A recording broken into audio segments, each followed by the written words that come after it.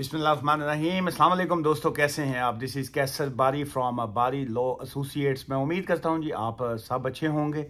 आज का जो टॉपिक है जी ये बड़ा इम्पोर्टेंट है। उसकी वजह ये है कि आजकल जैसे सीज़न होता है ना जी, एक गर्मियों का सीज़न आ गया तो उसमें फल जो है वो खाया जाएगा। तो इसी तरह आजकल जो है स्टूडेंट्स का सीज़न चल रहा है। केयर होम वर्कर जो वीज़ा होल्डर्स हैं उनका सीज़न है, स्किल्ड वर्कर वीज़ा वाले जो हैं उनका सीज़न है। लेकिन जो असल इशू ये है कि बहुत से स्टूडेंट जो हैं वो जिस वक्त यूनिवर्सिटी अटेंड नहीं कर पाते हैं, अपनी फ़ीस नहीं दे पाते हैं, या जो है वो असाइनमेंट्स के इश्यूज़, और उसके बाद जो है वो यूनिवर्सिटी से जो विड्रॉल आ गई, या उसके बाद होम ऑफिस की तरफ से जो है इमीडिएट इफेक्ट का नोटिस आ गया, या उनको 60 डेज़ का नोटिस आ गया। सो इस किस्म के इश्यूज़ चल रहे हैं। तो वो सोचते हैं कि जी कि क्या किया जाए, असाइलम ना कर ली ऐसी। सो उनकी जो है वो एक ही उनको लाइन जो है वो शायद उनके माइंड में आ जाती है कि हमारे लिए बेस्ट ऑप्शन यही है कि हम असाइलम जो है वो कर लेते हैं।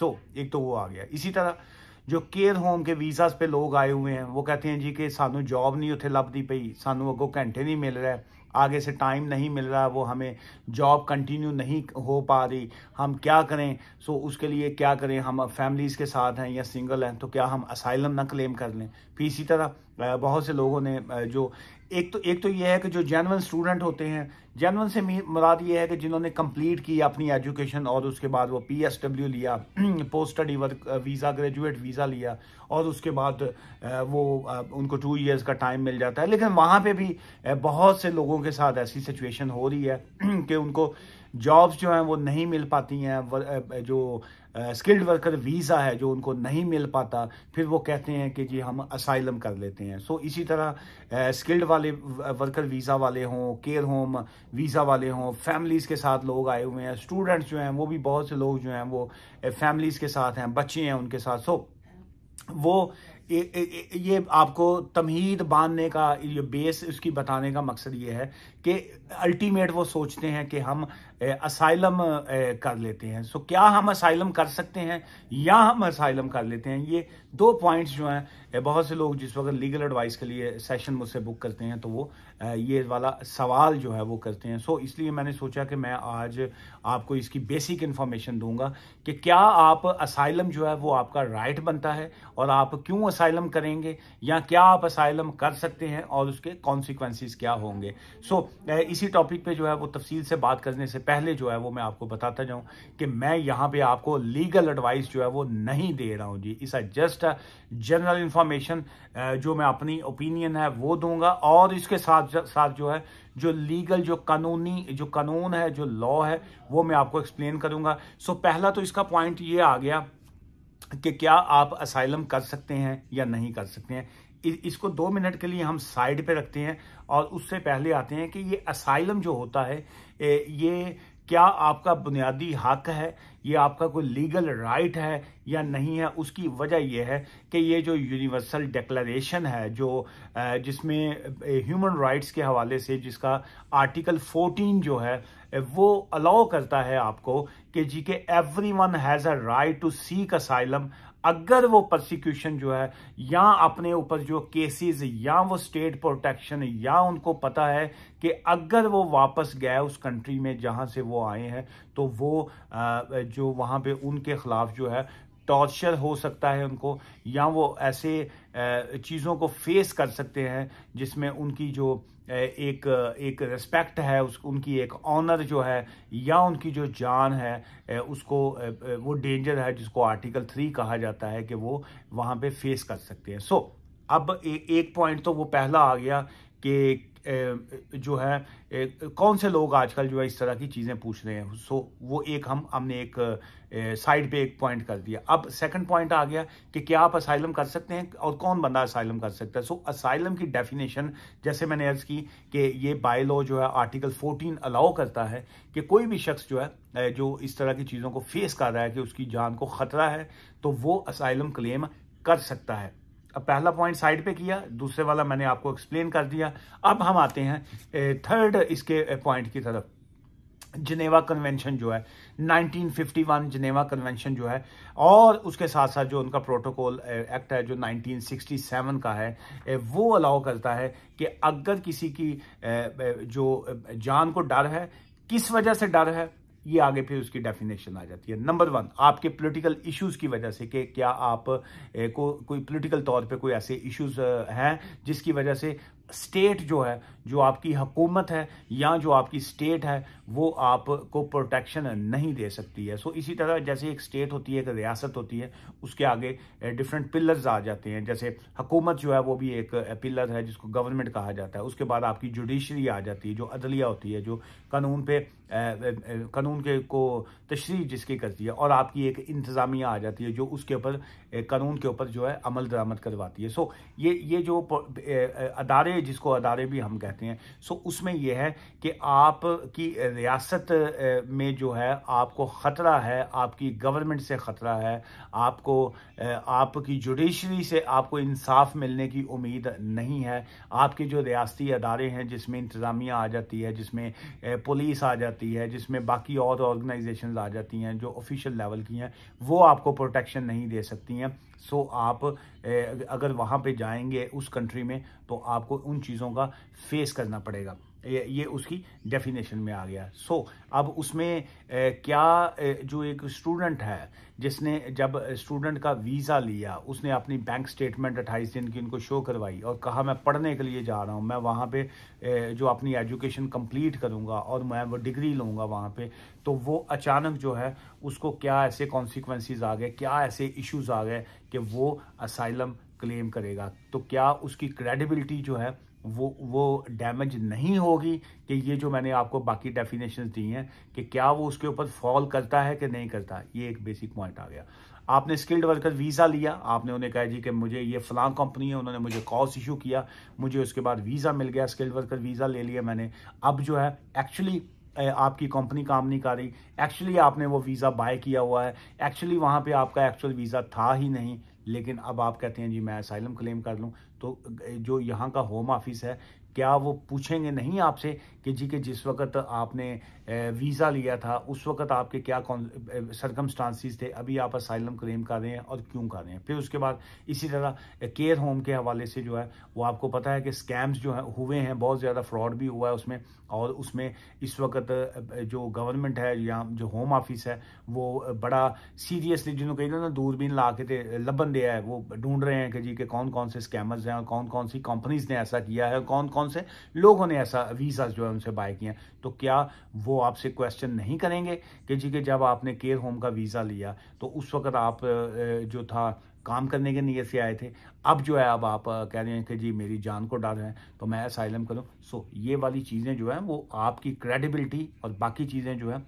वो देखनी पड़ती हैं आपको। सो इसलिए ये कहना कि जी कि मैं असाइलम कर लूँगा और उसके बाद जो है वो मुझे स्टेटस मिल जाएगा, रेफ्यूजी स्टेटस मिल जाएगा, और मैं उसके बाद जो है सारी पिछले गुनाहों तो मेरा धोना धुल जाएगा। सो ऐसा क्या मुमकिन है या नहीं है। इसलिए आपने अपने गिरेबान में झांक के देखना है कि आप के सरकमस्टांसिस और आपकी सिचुएशन जो है क्या उसमें ये चीज़ें मैटर करती हैं या नहीं।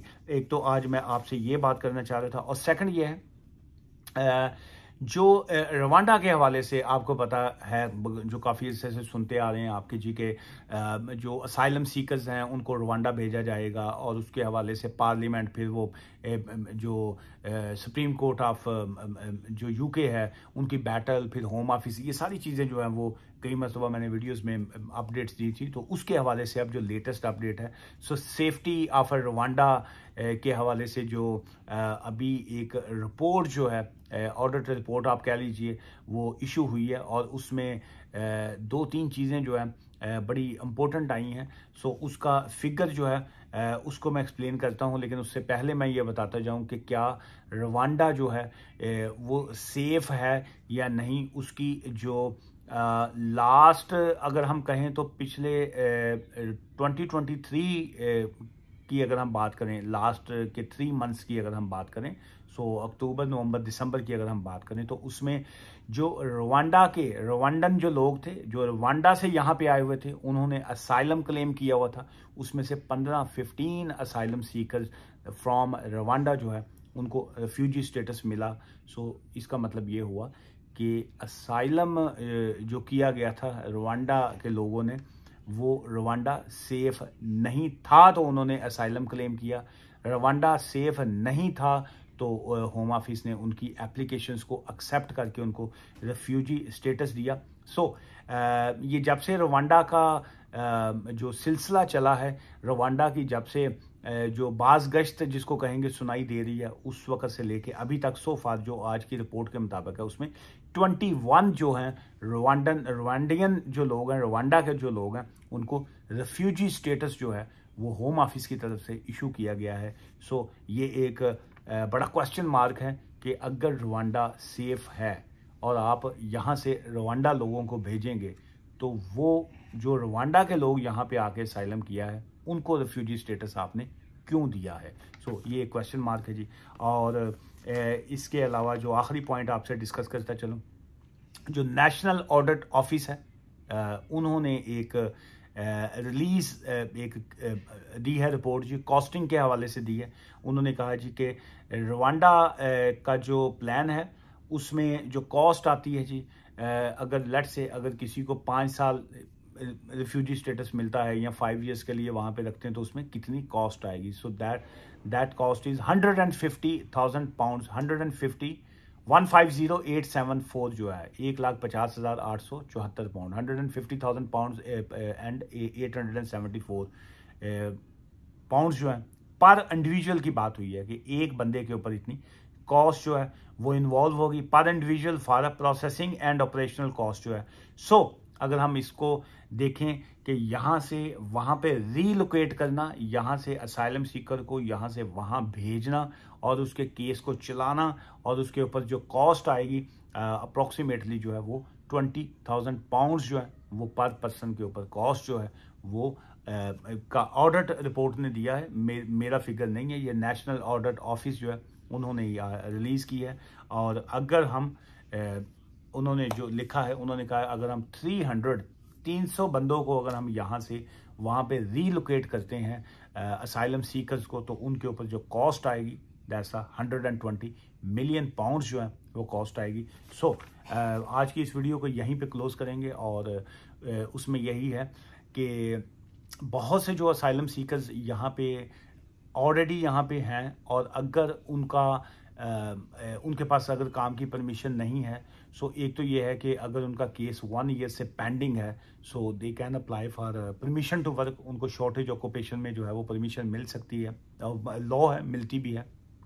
सो उसमें यह है कि अगर जितने asylum seekers already pending cases वाले हैं अगर उनको अलाउ कर देते हैं होम ऑफिस को, हम लोग तो आवाज़ उठाते रहते हैं as a human rights activist कि जी के उनको आप उनके केसेस जो हैं उनको अलाउ करना चाहिए, उनके काम की परमिशन मिलनी चाहिए। उनको चाहे डायरेक्ट रिफ्यूजी स्टेटस नहीं मिलता, उनको 2.5 साल का वीज़ा मिलता है या उनको 10 ईयर्स रूट पे मिलता है, वो उनको काम की परमिशन मिलेगी। सारा कुछ अगर ओपन होगा तो वो काम करेंगे, तो टैक्स पे करेंगे। जब वो टैक्स पे करेंगे तो उसमें बुनियादी तौर पे दोनों पार्टीज़ को फ़ायदा है, गवर्नमेंट को भी, होम ऑफिस को भी और इंडिविजुअल पर्सन को भी, कि इंडिपेंडेंट अपनी जो है वो लाइफ गुजार सकेंगे रादर दैन के एज असाइलम सीकर रहते हुए वो स्टेट के ऊपर भी बोझ बने, उनकी अकोमोडेशन के ऊपर भी बोझ बने, उनसे वीकली पेमेंट्स भी लें और एक फेस भी करें कि जी कि वो असाइलम सीकर हैं। So the best option is granting them